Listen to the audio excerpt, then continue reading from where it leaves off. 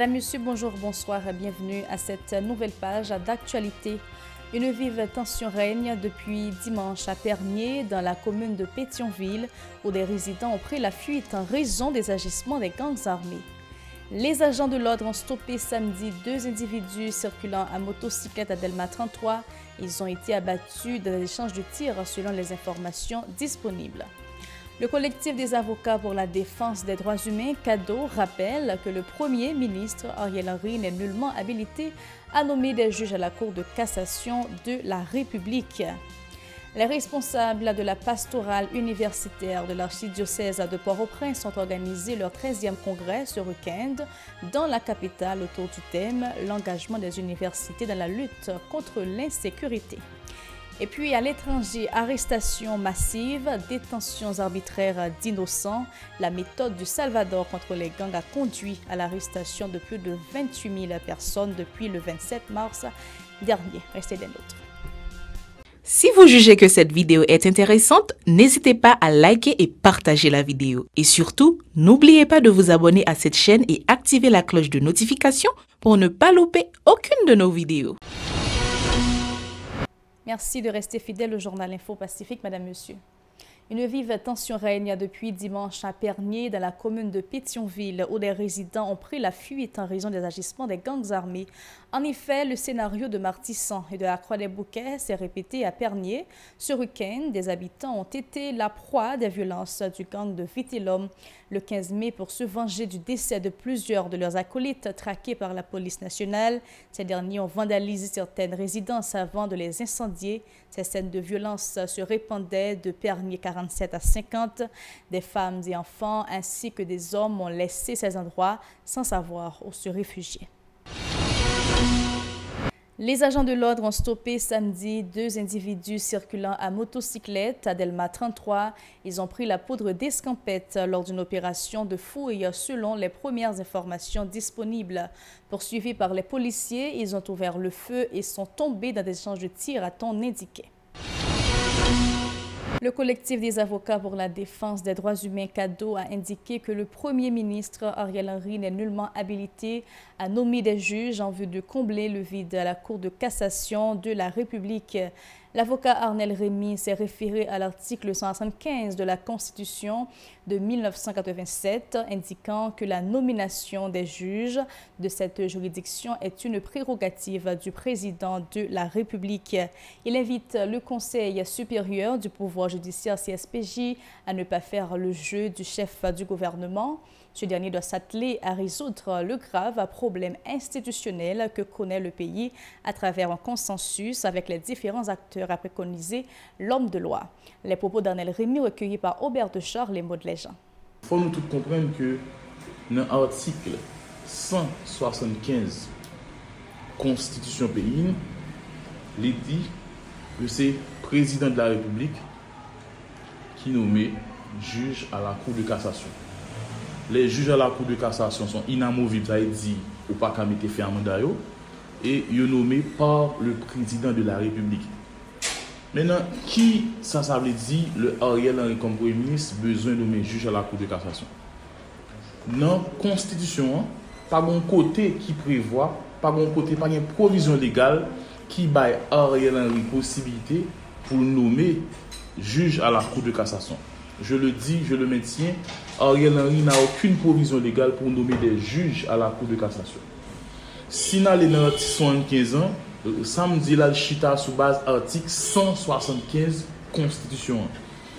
Et dit, le avoué l'isbal CSPJ, le avoué l'isbal l'autre monde, et dit nous-mêmes comme avocats, nous dit que c'est une démarche qui est inconstitutionnelle parce qu'on n'est pas cadré à ce que la loi dit. Maintenant, CSPJ, qui lui-même son organe de discipline qui est là pour conseil à l'exécutif là pour connaître si oui ou non tel juge telle moralité pour nommer, n'a même dit CSPJ pour ne pas entrer dans la logique ça, pour ne pas entrer dans la démarche ça. Par ailleurs, Arnel Rémy a encore fait remarquer que le dysfonctionnement du système judiciaire a de douloureuses conséquences sur la population carcérale. Il a fait état du débrayage des greffiers depuis plus d'un mois pour exiger de meilleures conditions de travail. Pour lui, les autorités n'ont nullement la volonté d'œuvrer au renforcement du système judiciaire. Plus loin, Arnel Rémy s'insurge contre les récents actes de vandalisme perpétrés au local du palais de justice de Port-au-Prince à l'avenue Harry Truman, bicentenaire. Les cabinets de plusieurs juges d'instruction ont été cambriolés et des dossiers ont été emportés, a déploré l'avocat qui reproche aux autorités de n'avoir pas sécurisé les lieux en dépit de la répétition de ces infractions. Écoutons. Le greffe criminel a cassé, il y a un gros impact sur la population carcérale. Il y a un gros impact sur le monde qui est en prison. Il y a un gros impact sur la justice. Et le international a regardé, l'international a décrédibilisé. Parce que si là, dans le niveau justice, ou pas qu'à sécuriser même les documents sensibles, qui est important sur la justice. Maintenant, question que vous nous posez, qu'est-ce qui empêche à l'État d'informatiser l'appareil judiciaire? Qu'est-ce qui empêche à l'État de mettre des caméras infrarouges dans le tribunal? Qu'est-ce qui empêche à l'État d'acheter des coffres-forts, de protéger à double tour les lieux sensibles du tribunal? Qu'est-ce qui empêche à l'État de changer les portes qui sont frappées de vétusté? Qu'est-ce qui empêche à l'État d'offrir? Parce que nous connaissons Mabdil, même qu'on ait des gens, il y a des propriétaires, il y a des gens qui ont un caillou qui contrôlent les cailloux à partir de téléphone. Quel que soit côté le téléphone, on a une application la contrôler, quel que soit pas qu'a fait la carrière. Pour qui ça l'État paye nous? Pour qui ça mini-justice? N'est-ce pas dans tout comme qu'a boulé? Pour qui ça pas investi en comme dans le tribunal là pour protéger le tribunal là? Deux pour mettre une caméra qui a l'alarme là-dedans, on pense que l'intervention est supposée être rapide. Mais tout autant, pas de protéger, pas de décision au plus haut sommet de l'État qui prend maintenant pour protéger documents sensibles pour des tribunaux, nous ne faisons pas. Et nous-mêmes, nous avons toujours fait plaidoyer ça. Plaidoyer pour informatiser la justice. Là. Nous sommes en 2022, donc nous ne sommes pas d'accord fonctionner à l'ancienne. Nous ne sommes pas d'accord que la justice nous aide. Il faut une autre justice. Et c'est toute décision ça qui pour rendre justice plus fort. Les responsables de la pastorale universitaire de l'archidiocèse de Port-au-Prince invitent la population à se révolter contre l'insécurité permanente qui ne cesse de semer le deuil et la désolation dans les foyers. Ils ont organisé leur 13e congrès les 14 et 15 mai dans la capitale autour du thème « L'engagement des universités dans la lutte contre l'insécurité ». L'occasion pour le père Marc-Henri Siméon de dénoncer le peu d'action constatée du côté des dirigeants pour enrayer l'insécurité qui mine le pays, ajoutant que les retombées du climat de sécurité délétère sont incalculables au niveau de l'économie nationale. Il appelle à des mesures urgentes et concrètes pour mettre un terme aux agissements des bandes armées sur le territoire national, particulièrement dans l'aire métropolitaine de Port-au-Prince. Marc-Henri Siméon exige des moyens adéquats pour la police nationale dans le cadre de la lutte contre le gangstérisme. Écoutons ses propos au micro de Kedia Isaac et Maud Léjean. Depuis quelques années, la société haïtienne se trouve confrontée à un climat d'insécurité qui ne cesse de s'étendre sur tout le territoire national et porte de graves préjudices aux citoyens.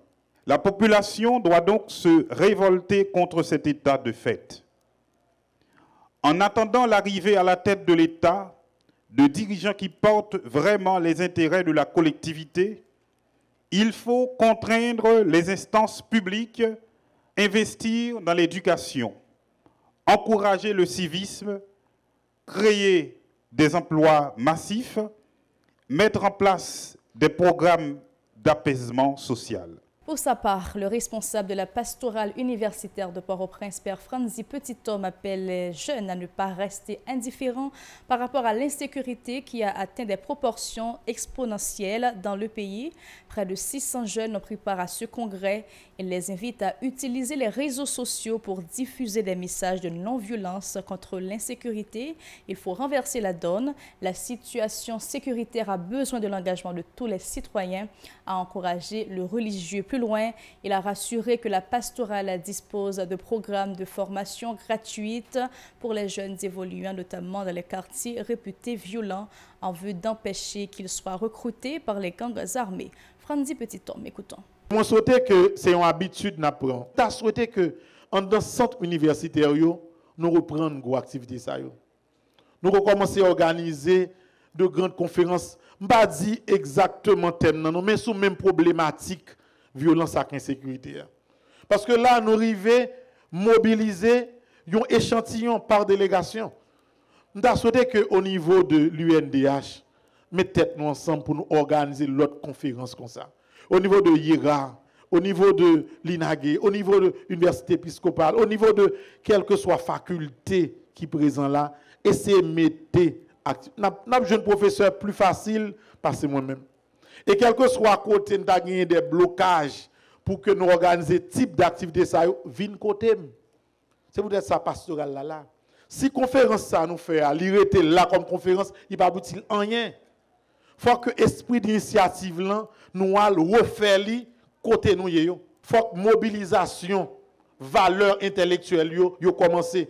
Et l'Église catholique, à travers pastoral universitaire, l'a couvert toute activité avec l'esprit positif qui voulait reprendre problématique insécurité sous forme conférence débat dans quel que soit centre universitaire. Si nous connaissons des jeunes qui sont dans un quartier difficile, des jeunes qui peuvent passer à l'acte dans la violence, dans la gang, nous voulons aider pour que nous ayons une alternative orientée vers le pastoral là. Nous ouvrons le programme gratuitement. Jeunes qui viennent automatiquement que dans un quartier difficile, ils inscrit dans un cours que les remet, ils payent 5 € pour le payer. L'ancien colonel Himmler Rebu, qui participait à cette activité, a encore une fois critiqué les dirigeants du fait d'avoir favorisé la prolifération des gangs armés sur le territoire national.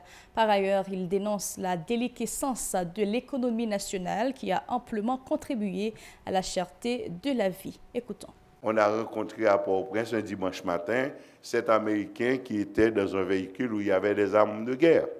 C'est ce qu'on appelle des pré-tests. Pré-tests. Ils ont été interceptés. Et qu'est-ce qui a été décidé dans leur cas? Comment un Américain peut-il se retrouver sur un territoire étranger dans des véhicules avec des armes de guerre? C'est un cas patent d'agression internationale.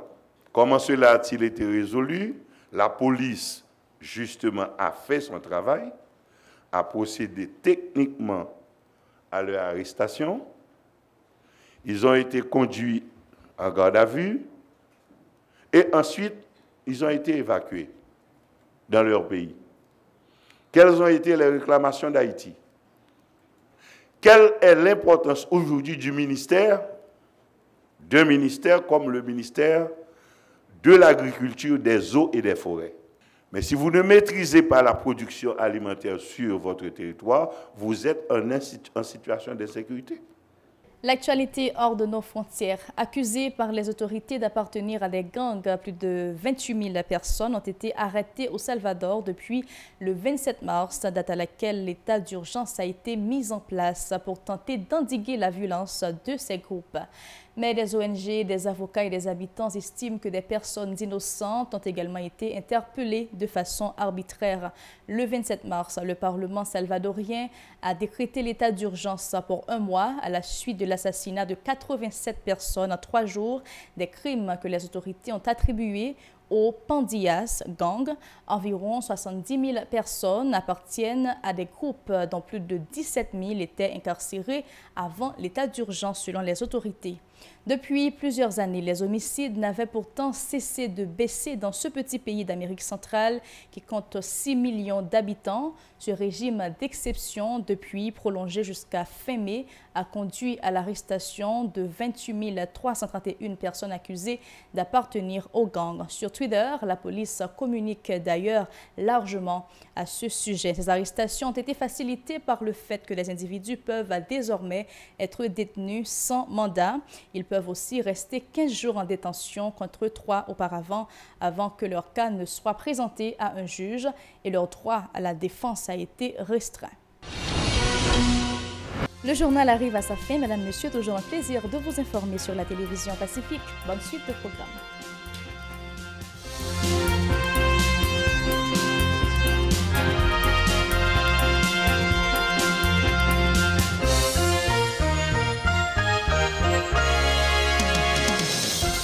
Si vous vous jugez que cette vidéo est intéressante, n'hésitez pas à liker et partager la vidéo. Et surtout, n'oubliez pas de vous abonner à cette chaîne et activer la cloche de notification pour ne pas louper aucune de nos vidéos.